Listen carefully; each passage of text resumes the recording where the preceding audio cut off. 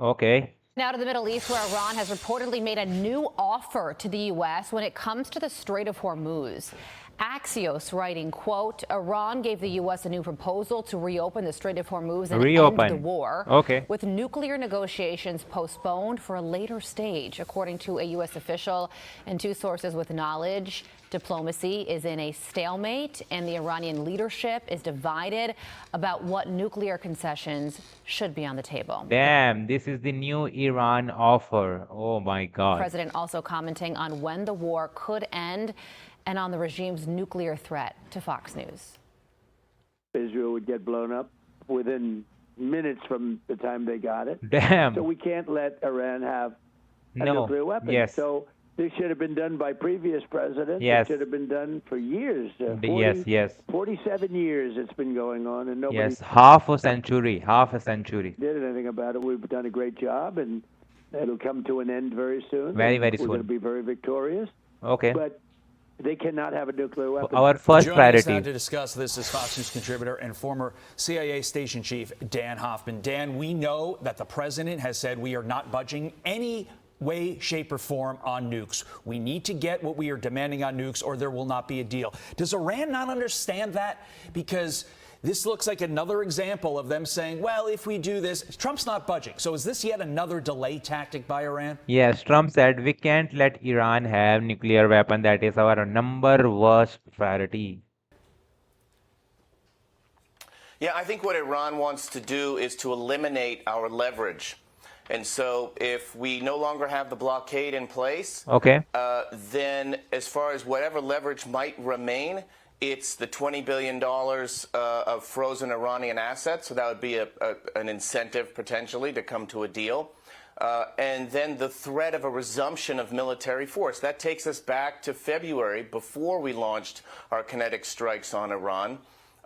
And back then, we know that Iran didn't come to the negotiating table in good faith. And so I think this is what Iran wants to do. The president is meeting today in the Situation Room with his key national security advisors. I'm sure the president will get an update from Director of CIA John Yo, okay. Director of CIA. Damn. Ratcliffe. And likely the United States will consider counter proposals.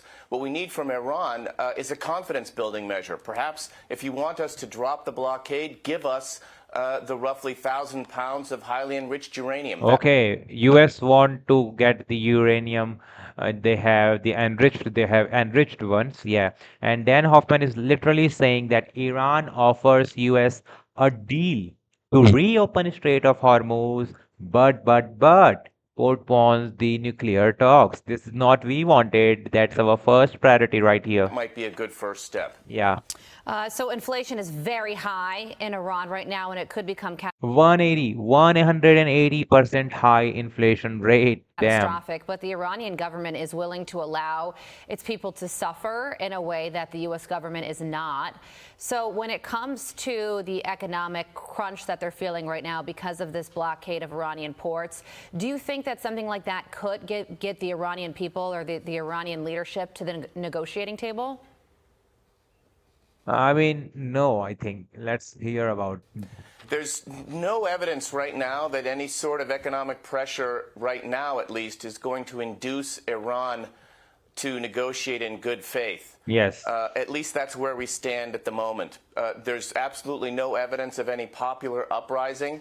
And what I think the Iranian regime wants to do is demonstrate that they are resilient. Yes, they just trying to say the resilience on them, and they are so much resilience with themselves. I don't know what they got from it, what they want the results from it.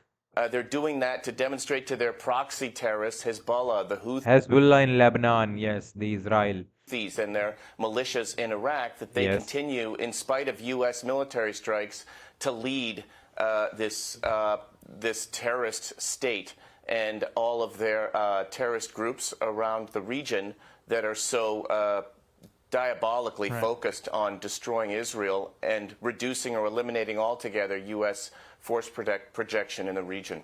Dan, Yeah, this is something that we want nuclears to not, that country to not have the nuclear, all right. That point, we've done a masterful job of killing what I'm going to refer to as the old guard. Again, these are all IRGC, but, you know, there are new people stepping up to replace the people that we killed. How tough would it be? We killed so many official top level leaders on Iran and they just replaced them. I don't know. To go after the new people that are in charge to Okay. basically give the Iranian people some measure of confidence. You want to give them a second blow just like that? Damn, dude. They are so prepared, I guess so, because they got blow first time and they are so prepared right now. They know US can, or any of other countries, European, and anyone can blow them second time, and this is what they want. That they can take to the streets and ultimately overthrow the people that have been suppressing them and chanting Yes. death to America for 47 years. Yes, they have death to America sentence on their mouth for 47 years right now.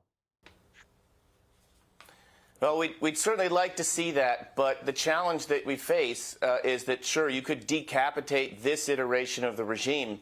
It's that Iran's IRGC, there's 100,000, 200,000 of them, and then their besieged militia force. The protesters don't have weapons. And it would be another thing entirely if the Trump administration were to decide to give them weapons. We would need boots on the ground inside Iran. Yes, and I'm telling you about Dan Hoffman. He is a former CIA station chief. To vet anyone to whom we would give weapons. So I think, frankly, that may be a bridge too far. I think changing the regime's behavior has been the Trump administration's goal, at least a goal, if we couldn't do regime change. And it remains to be seen whether that's going to be possible. But I think we need to stand fast with the pressure that we have on Iran, and that means holding to this blockade. Yes, only best thing we have to do, and we done till now, is the blockade.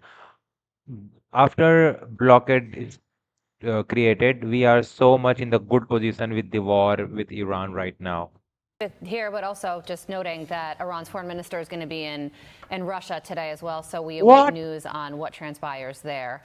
Dan, thank you so much for joining us. Former CIA station chief Dan Hoffman. Iran's minister in Russia with Putin. Oh, damn.